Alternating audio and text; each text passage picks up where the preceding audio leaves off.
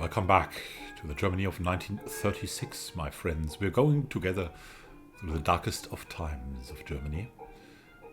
We are the resistance, a mostly Christian, Catholic, conservative group that wants to bring compassion and order back to the state. An order that is not as chaotic and that embraces all the people, not only some. Let's see what we can do now. We've opened up a few opportunities. We direly need more morale and more supporters. Götz Irre is maybe back into the game. The heat a little bit going down.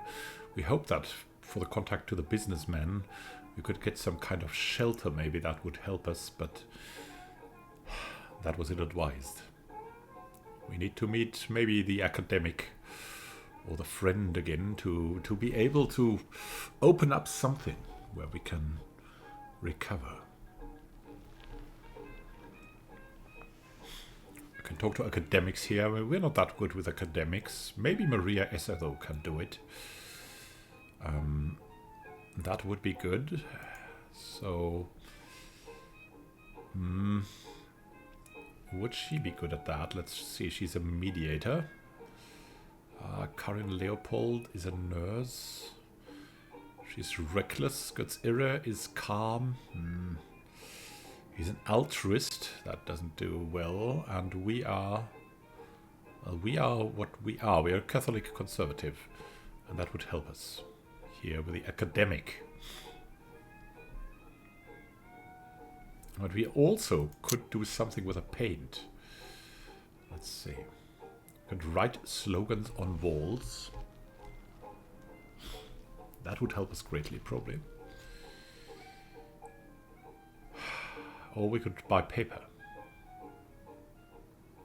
But the slogans on walls.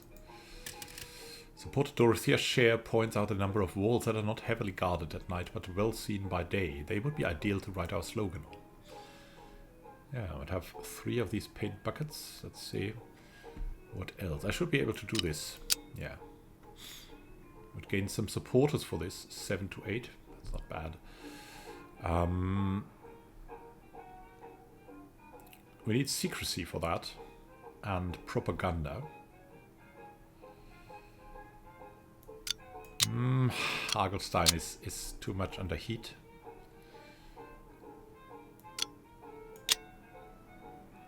Our independent gentlewoman would be able to do it.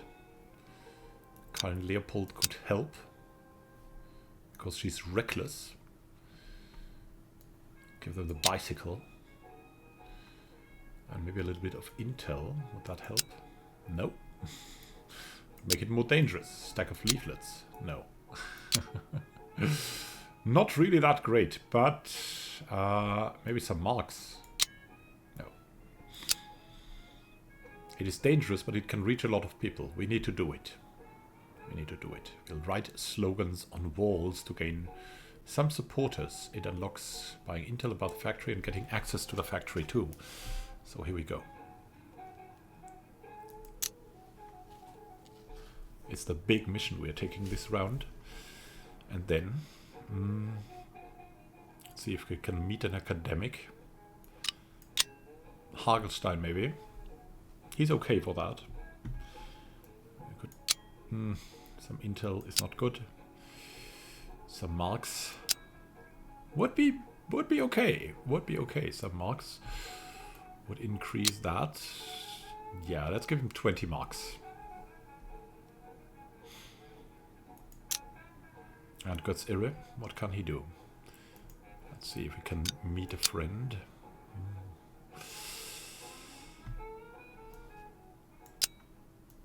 That could convince the friend, yeah. Right, all the marks. That's a little bit too expensive. In Kreuzberg, the danger is low.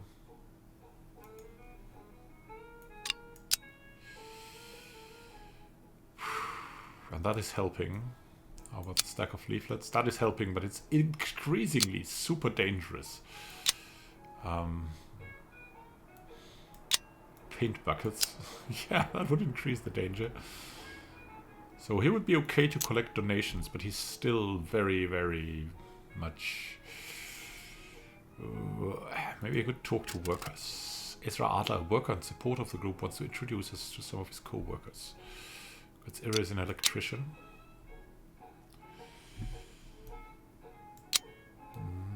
That wouldn't help.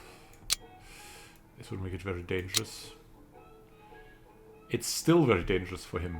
If he would be good for that, but it's so dangerous. Will not do it. He needs to pause this. Here we go. Execute the planned action. So Marx, we have one supporter less. Wish us luck. Gerd Hagelstein meets with an academic from Schöneberg and tries to find out if she would be willing to collaborate with us. And she does. She despises the regime for its irrationality and cruelty. They're more like her in Schöneberg, opening up things. At night, Kurt Wirth writes slogans on walls in Lichtenberg. The next day, many people notice them and see that someone had the courage to put them there. We get 17 supporters and some morale. We did something very nice now. Still, the morale is low. The missions, though, were a big success. Italy occupies the border to Sudan. Fascist Italy. Italian troops occupy the Sudan-Abyssian border near Galabet, west of Gondar. Not Gondor, that is Gondar. Fortschritt says, low sales of music records. Industry asks for help. Record sales have been declining for years. Prices are 50% lower than in 1930. The record industry is calling on the state to intervene. Even then, labor riots in Poland. 2 workers are killed during fights between police and demonstrators in Lviv. 19th of April, 1936. During our meeting, Gerd Hagelstein is just quietly looking at the floor. Finally, I ask him what's wrong. It's over between me and my spouse. It's over. But you're married. Why is it over?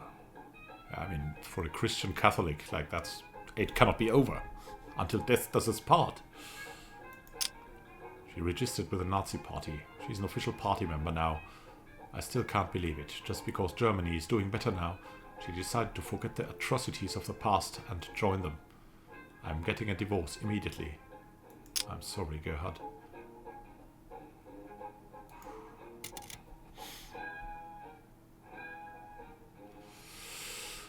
Well, okay, but it's better for us, all in all, that he does that. So, let's get our missions incoming. Morale is very bad. Gerd Hagelstein is very, very much noticed. He and Götz Irre could probably go into hiding. We have that now, thankfully. Let's just do that. We have the money for it. Maybe Karin Leopold could join. And to get most of it. It would get them some morale.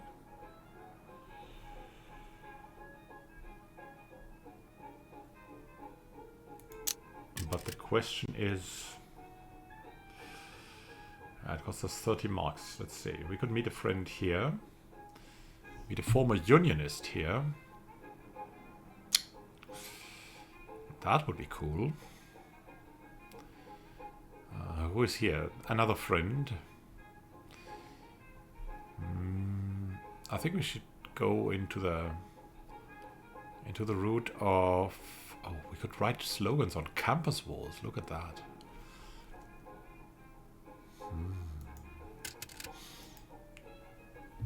We would need some buckets of paint. And it needs to be unlocked with a meeting with a janitor. Would be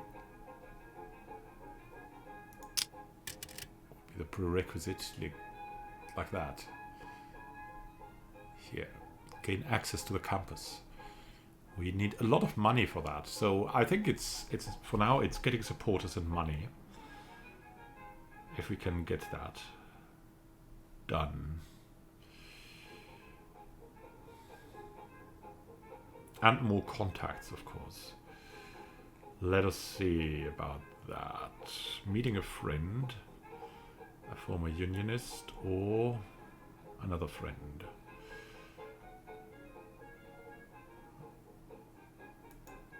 Yeah, there's a friend.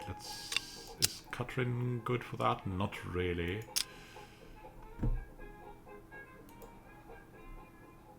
Who's that friend? That's another friend. Should be better for that friend. Still, there's another other friend. Let's see. Idealist, inspiring. I mean, she would be the perfect one for this mission.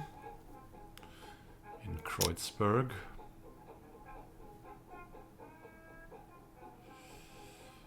That former unionist. Hildegard Meissner tells us about a former trade unionist who used to be a strong opponent of the Nazis.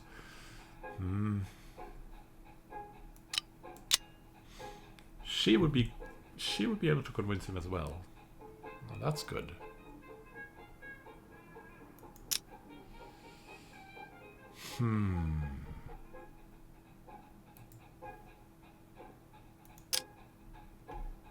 Let's see. Meeting a friend here in Weissensee. That could be done by Kudworth. Would be very easy and very good. So let's just do it. And we have just a friend, a former unionist. That's always great. Let's send her in. Doing very, very well.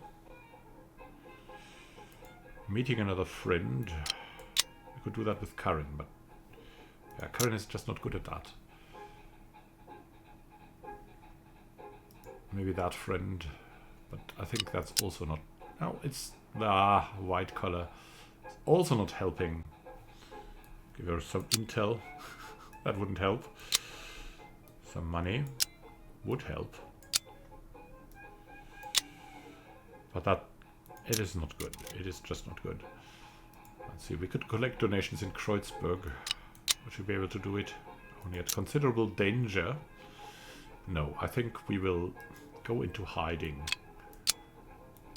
With our 3 members here. And that's going to be good. Let's confirm that.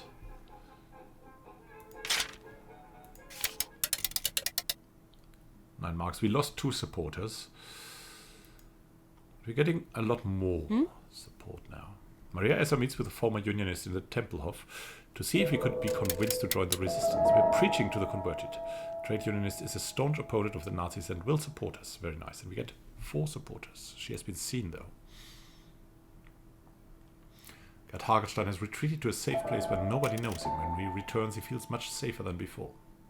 Some morale. Cordworth meets a friend who used to be critical of the Nazis to see if he might be up for helping us. The friend is still opposed to the regime and is eager to support us. Very nice. So, there is that. Hildegard is wearing her best dress and is holding a bouquet of flowers when I run into her in front of our building. We've been neighbors for years. As a single unmarried mother, she hasn't had it easy, so I help her from time to time. I was hoping I would see you today, she says, and walks straight toward me. Good to see you, Hildegard. Today is the big day, she says. Because of Hitler's birthday? Hermann is joining the Jungvolk today. He's becoming a member of the German youngsters in the Hitler Youth. On the Führer's birthday, the inaugural ceremony is part of the birthday celebrations. Do you have any idea how proud I am? Who have we helped?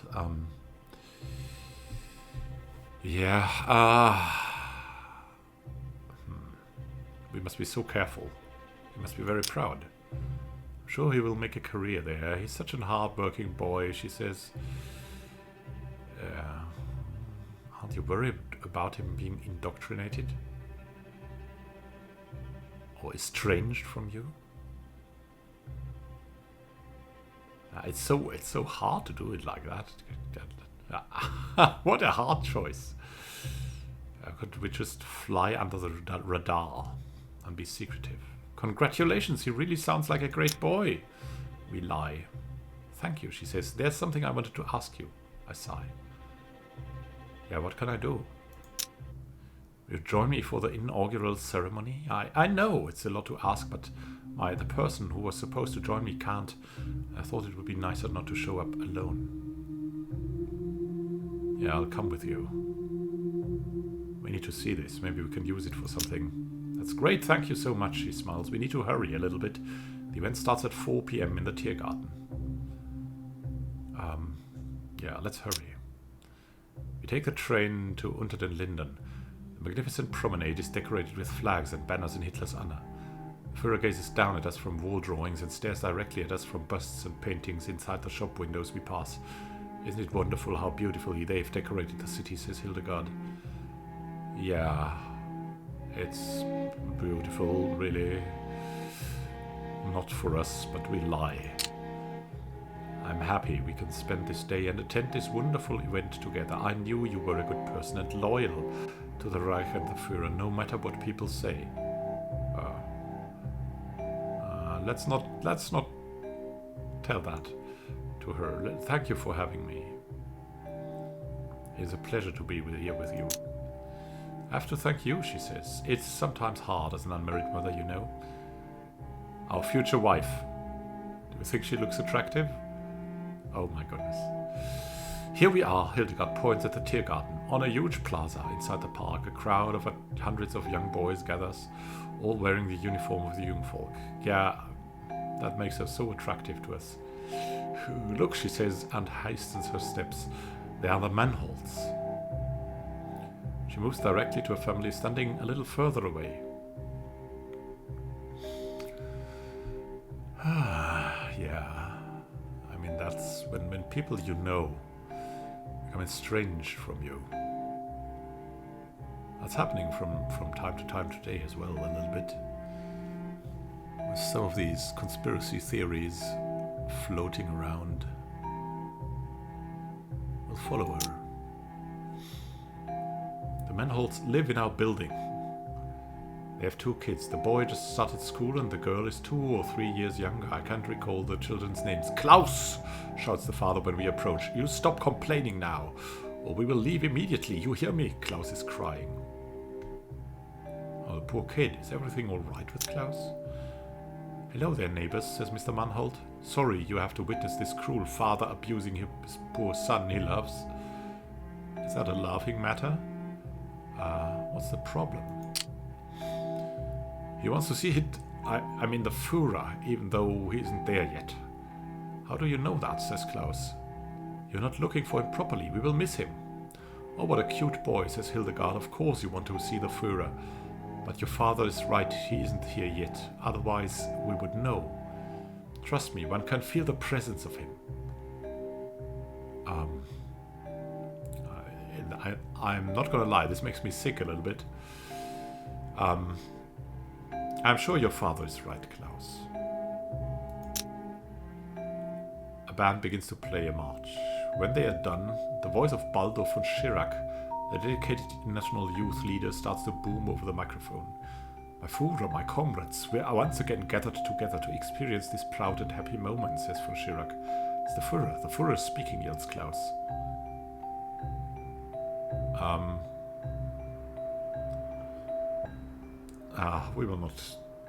We will not correct him.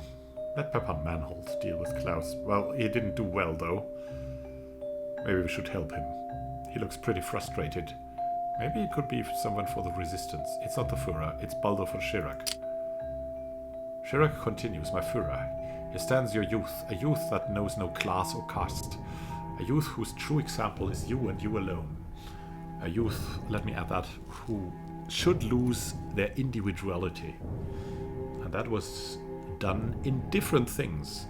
Among that, there are some things in education that influence Germany and also other education proposals around the world today. Because they must be made loyal, right?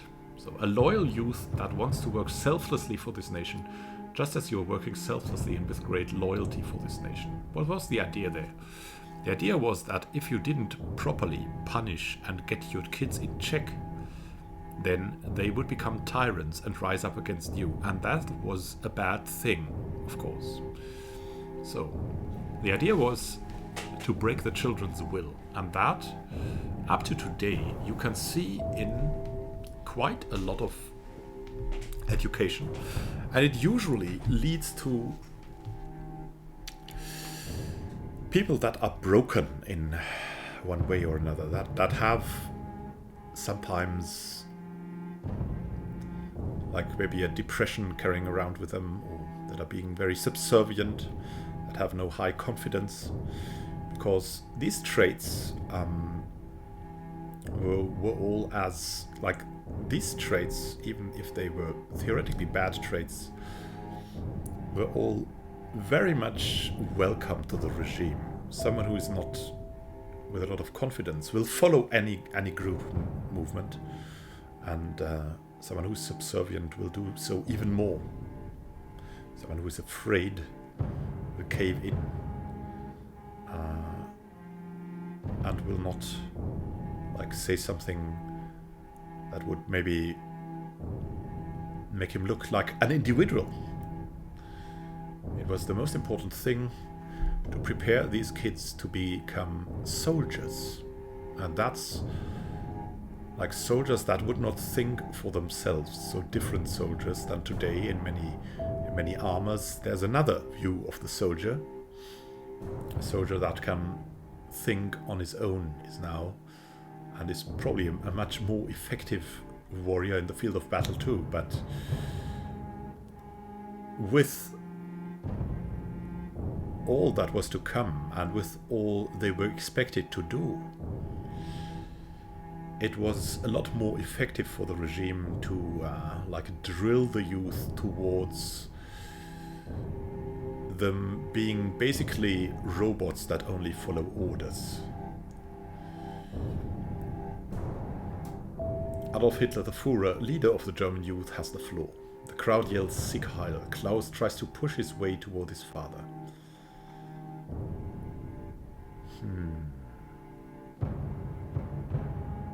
I don't know, what should we do? Should we torture Klaus a bit? That kid.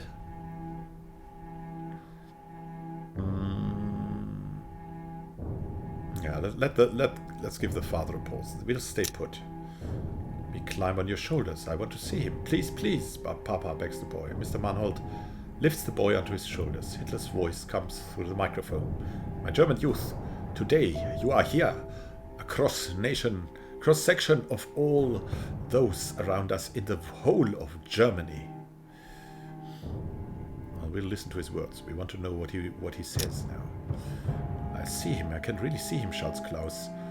Hitler's voice continues. We want to be the one Reich, and you shall become this Reich. The crowd excitedly yells.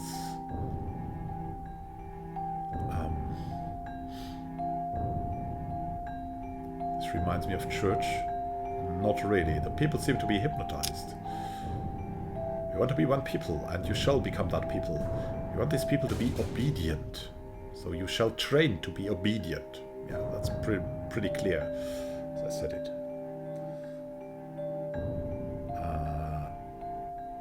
Is anyone even listening to the words he's saying? I look around me at everyone staring in the direction of the small man and his mustache. Hildegard's eyes are glowing, her cheeks red with excitement. It's like each person is experiencing a revelation. And you know that, I mean, if you have been to like big sports events and have been on a side for a team, you will notice that effect that when you're in a crowd, sometimes like your intelligence seems to go down, and like the pheromones and everything in the crowd influence you in a way that you become one with the crowd in a way. And that is a very known effect, and it has been with the Nazis too. There has been a couple of books written around that time, but before the 1930s, especially from, I cannot get the name right now, from a French author who looked at this and researched it and the effect on crowds and propaganda on crowds and things like that. How to steer crowds, how to steer big masses of people. And this research was masterfully used by the Nazis to influence the German public. I want to know what is going to happen next. The inaugural ceremony begins and the little boys take the Hitler oath. They swear to be loyal to the Führer, to always honor his words and to die for him if necessary. These children have been indoctrinated, but what about their parents? Finally, the ceremony is over. Everyone is quiet and emotionally touched by the weight of the day's events. The crowd moves toward the street, where the parade in honor of Hitler's birthday will take place. We want to find out what's happening. We'll follow the crowd. The wide street is a sea of flags. Military vehicles, trucks and tanks drive by. Marching music plays. The crowd on the sidewalks excitedly yells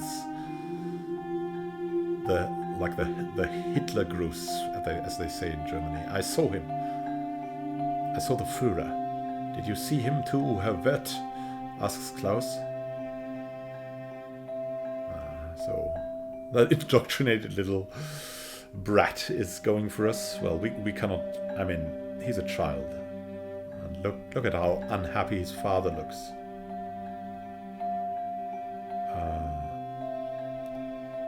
Yeah, let's say something a little bit avoidant. I'm afraid not. He was too far away, and I am too small. Meet the Fischers, another couple from the neighborhood. Mrs. Fischer mentions her excitement about being so close to the Führer. Such a great man, she says repeatedly. We never regretted not having children, but now I wish we could have given a son to the Führer. Isn't that right, Manfred? Her husband nods. Yeah, a son. A soldier. What is it you like most about him? What he did for us, for Germany and for us the people. We were lost and he saved us from darkness, guilt and shame. He led us to the light. He's our savior, says Miss Fischer. Hildegard nods her head vigorously in agreement. There it is again, I think. This has become a religion for these people. More tanks roll by in what seems to be an infinite stream of military hardware. We'll talk to the Manholts, maybe we can get something from the father. So what do you say to all of this? I ask Mr. Manholt, who has been quiet for the last hour. I point at the parading soldiers and tanks. I don't know, he lowers his voice, so that Hildegard and the Fischers don't hear him. From my experience, those who build so many weapons usually want to use them at some point. Yeah, that's what I think too. More tanks roll by in what seems to be an infinite stream of military hardware, and we will talk to Mr. Fischer. Look at this power, these machines, these weapons, these men. We are back. The world has to reckon with Germany again, and all of this without a war. The Führer is a diplomatic genius. It's dangerous to not agree with him, but it's obvious that that was really could tear that up, and from a gameplay perspective, right, that was a good move, but from a moral perspective, well, we'll just agree with him. Let's fly under the radar. More tanks roll by in what seems to be an infinite stream of military hardware. We'll go home. The streets are empty. When I walk home, still dazed by the experiences of the day. These people, they seem willing to do anything for their leader, willing to sacrifice their lives, their children even, and I wonder.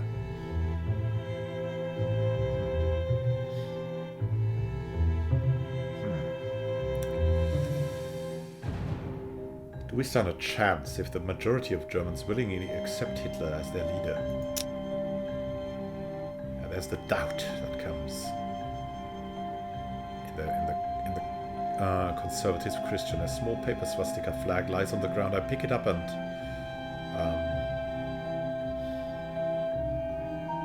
it just lies there. Yeah, let's put it back. We need to be calm for the group. Continue my way home. But try to convince the sons of our neighbors, okay?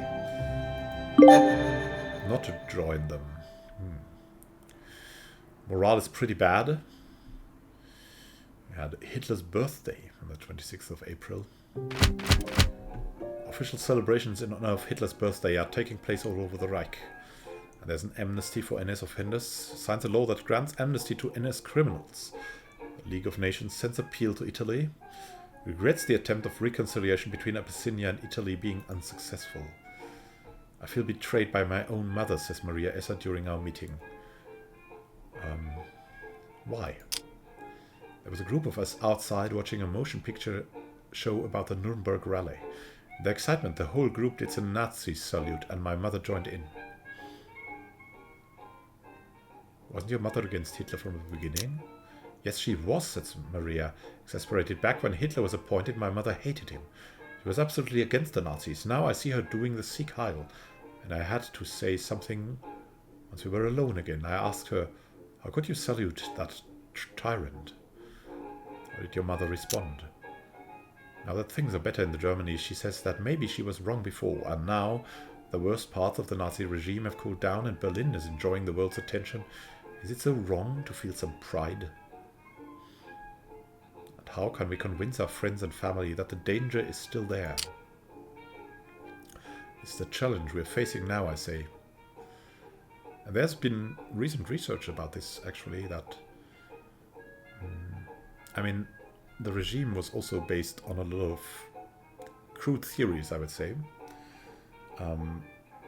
Especially about outer enemies that were not real enemies. But so that's a conspiracy theory. And the only way to convince someone to get away from these conspiracy theories are to give him like an outlook for his own, for his individual self to express. Like to give him steps that he can gain power for himself, make something of himself. That will make the group think go away a little bit and make him an independent mind again, or her. So that seems to be the only way right now how you can bring people back from being conspiracy theorists. Because if you argue with them, they will go much, much further into the conspiracy theories because, of course, yeah, there's these narratives, right? This is the challenge we are facing now, I say. So helping people get away from something like this, like if they want of tinfoil faction is only it's a step-by-step process of enabling them, and then they will think for themselves, avoid the groupthink that really there's an effect that it dims your intelligence and your rational judgment, and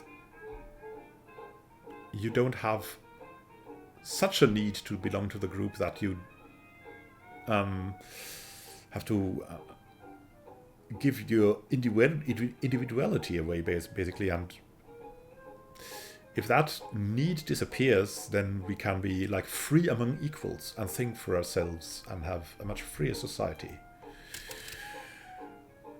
So there we go. We need to do something for the morale, because the morale is very, very bad. What can we do? Let's see. 20 marks, so we're basically broke a bit. So we need money, we need supporters. Maybe we can do something with the leaflets or with the intel. Let's see what we can do there. We buy paper. Not really. We need to collect donations. That's true. We could meet someone here. Convince boys not to join the Hitler Youth. Propaganda and secrecy would be the thing to go for. Who would be good at that? Maria Esser could be good at that. Hermann and Klaus, the sons of my neighbors, want to join the Hitler Youth. He could be good at that. Okay. I mean, it's the neighbors. Yeah. Because, yeah, it's you yourself. Yeah, and Maria Esser could help it, maybe. She's a mediator.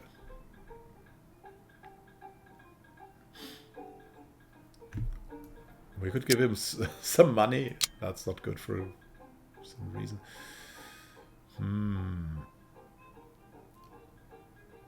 The bicycle we don't need for someone else, probably. This is very low danger. We could give them some intel, but that doesn't help, of course.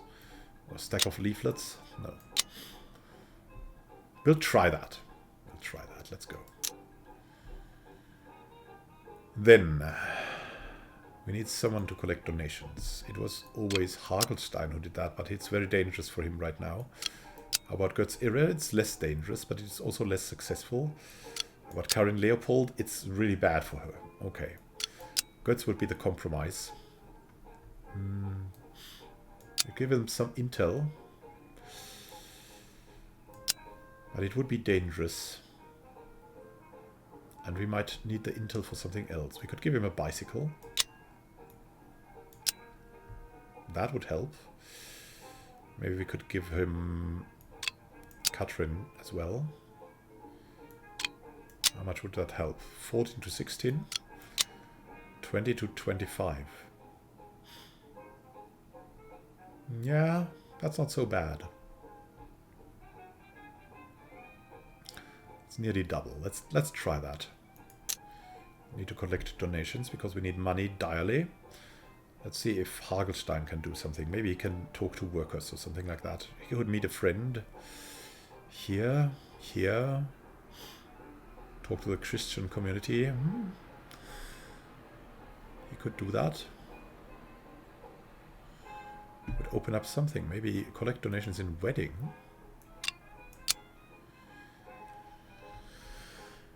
Ooh, a stack of leaflets. And some intel. It's too dangerous for him.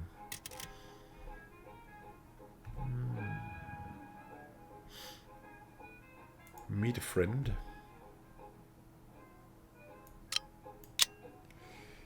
Yeah, that's something good for him. Look at that. That'd be nice. Friend in Reinickendorf. That wouldn't help. Some money would help.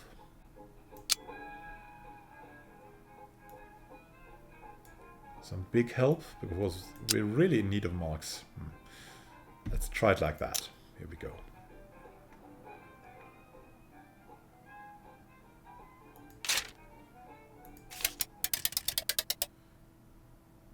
Yeah, we got some donations. And now. Let's visit the group's known supporters. Oh! Ask for the additional donations. Stay calm and move on. Yeah, we need to hide. We're always hiding somehow. We had to abort the mission before achieving anything. That's terrible.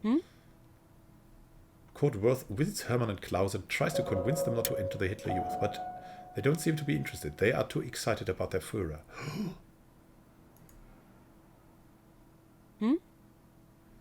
Gerd Hagelstein meets with a friend in Reinickendorf. It turns out she hates the Nazis, and at least he's successful. Gerd thinks, though, she's been seen. Moral of the group is very low, and so is your own. Some members openly discuss giving up and just hoping for the best. You don't dare saying it out too loud, but you're thinking about it too. New dangers and terrors every week. Life or death decisions. It's tempting to just leave it all behind. Heydrich names public enemies. The enemies of the state are not only communists, Jews and Freemasons, but also church officials who express themselves politically. Now it's going up against the church with the Nazis. It's progressing. Every bridal couple receives free copy of Mein Kampf. From now on, every bride and groom gets a free copy of Hitler's book. It's the new Bible. May the 1st, celebrate under the motto Rejoice in Life. At noon, a state ceremony takes place in Berlin's Lustgarten. Colonel Leopold seems excited at our meeting tonight. I can't believe my luck. Oh, thankfully, something lucky. I think I have an amazing opportunity to further our cause. What opportunity do you have that can help us? She leans forward and grins. I was at a cafe today and was approached by a journalist from New York. Luckily, I can speak a little English. He's here to cover the Olympics, of course. They told me he wants the real story on Germany. He wants to meet to talk about it. You're right. This is an amazing opportunity. Wait. Götz Irre holds up her hands. Yes, getting the truth out is one of our goals, but this could be dangerous. It's exactly the kind of thing the Gestapo is watching out for. Oh, please let me do this, says Karin. She was approached.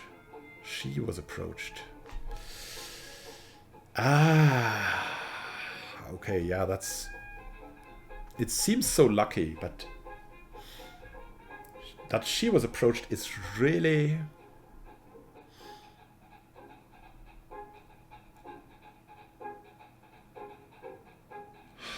Yeah, we'll refuse the mission. I'm sorry, Karen. I don't want anyone getting caught by the SS. Yeah, she's disappointed, but you never know. You never know. We need something to do for the morale. This cannot keep up. We have some marks.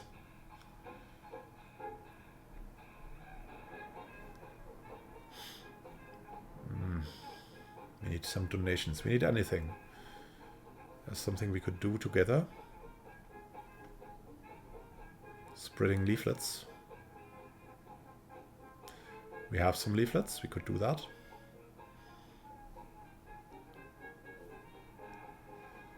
Spread more leaflets here. Give us intel. Explosives and spreading leaflets here. Give us black market deals. Oh, I like that. Black market deals is cool.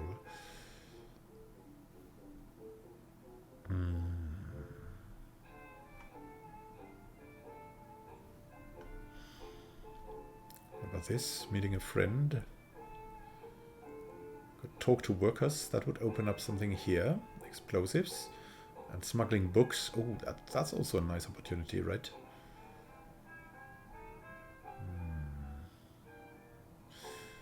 First, though, we need the money.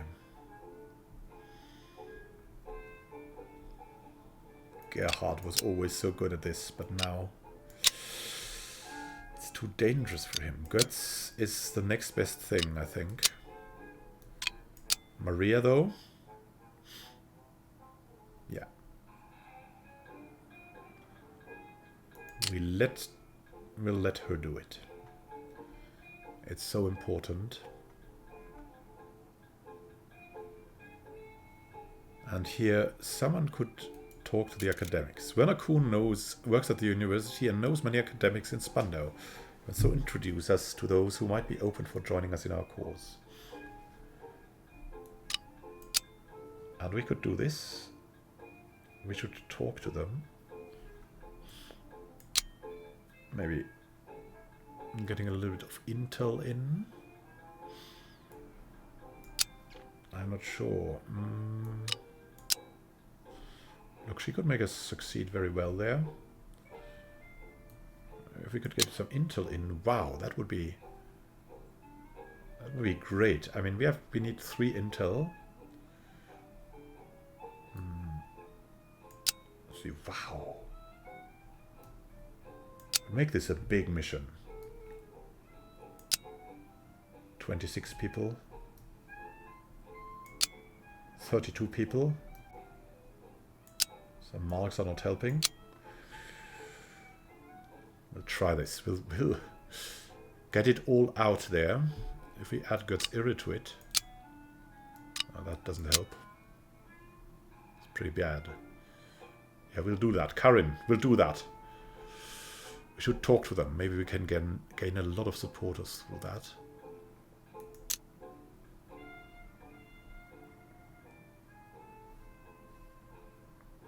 Now we have Götz Irre and Gerhard Hagelstein.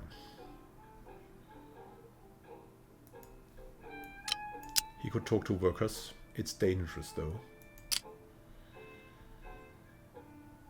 I mean, they could relax here.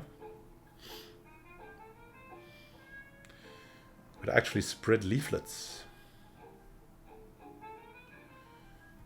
That would give us some morale, I guess. Many people will find them. Yeah, that would give us some morale. It's too dangerous.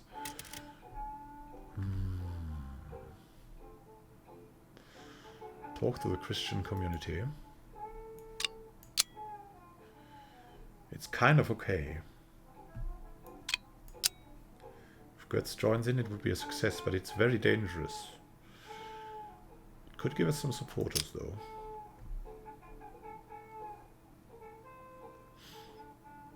Meeting a friend. How much money do we have? We have 30 marks. Maybe we need to fly under the radar. Let's do that. Supporters donated marks, and we're going a bit more, hopefully. Maria Esser is successful.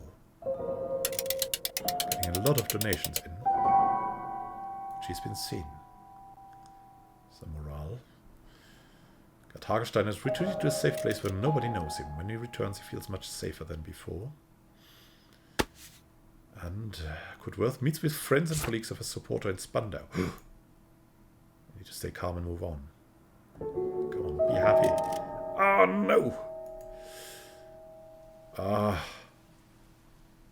Very, very low morale. Hindenburg goes to New York. And Goebbels, I decide what is published and what isn't. So the press is controlled. Italian troops occupy Addis Ababa. The victorious Italian troops move to the Abyssinian capital, Addis Ababa. Mussolini says the war is over. So it's a fascist sweep. Very worrying. You guys, says Gerd Hagelstein, did any of you notice that the tabloid Der Stürmer? Can't find it anywhere exactly, he replies. Hannah Arendt snorts, not like we're missing out on anything. Hannah Arendt? She's not in this. It's nothing but propaganda and racist garbage. I think that might be the reason you can't find it. Now you know why it's off the shelves, I say. The Nazis are trying to distort their image for the International Press Corps here for the Olympics. I'm torn, there's Gerhard Agelstein. I'm glad that trash has been pulled. It might help the Nazis look better. That's why I fear. To foreigners, it will look as though the stories they have heard about the anti-Semitism in Germany were exaggerated, says Gerd Hagelstein. We need to let the world know the truth. Well, I say, it's a must to get the truth out. You're probably right, says Gerd Hagelstein. What can we do, though? What can we do? This is very dangerous now. Our talk to academics was bumming over. We need to do something with Hagelstein.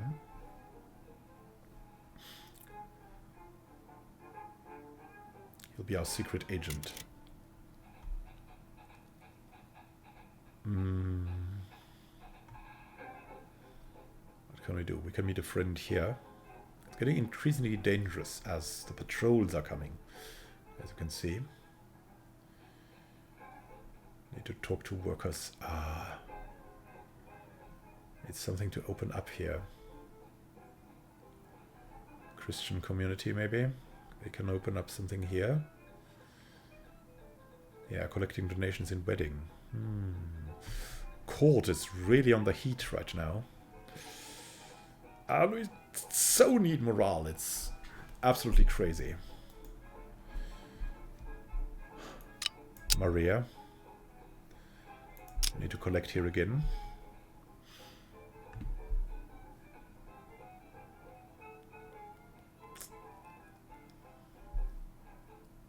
Spreading leaflets.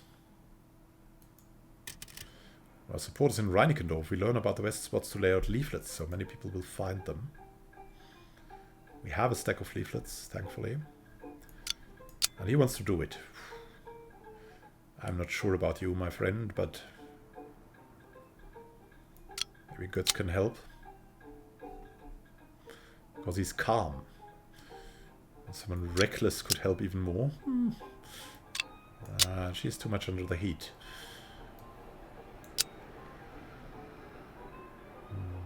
Götz and Gerhard are going to do that. Yeah, they have propaganda and secrecy. Kurt would be good, but he's not that secretive. So let's go for it, my friends. You must not fail. Talking to workers. Not a good idea. Talking to the Christian community. Kurt could do that. And maybe our nurse could help.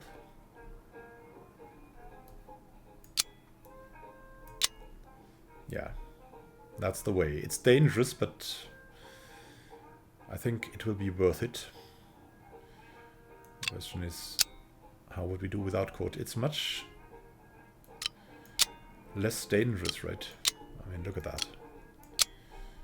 So let's go for that. Find potential supporters. And court, what are we gonna do with you? Buy paint, right? Meet a friend, maybe.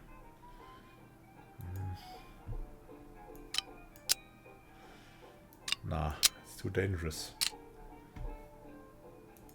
Talk to academics. That's so dangerous. You could buy paper. Some paper.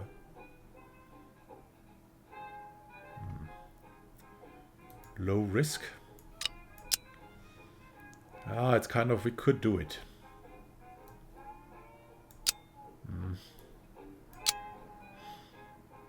We'll try buying papers. Let's go for it. We have some donations. And now. At night, Gerd Hagestein lays out leaflets in Reinickendorf where people would find them. The next morning, dozens of people find the leaflets and read our message. There are still people opposing the regime. We get 20 supporters. Yes!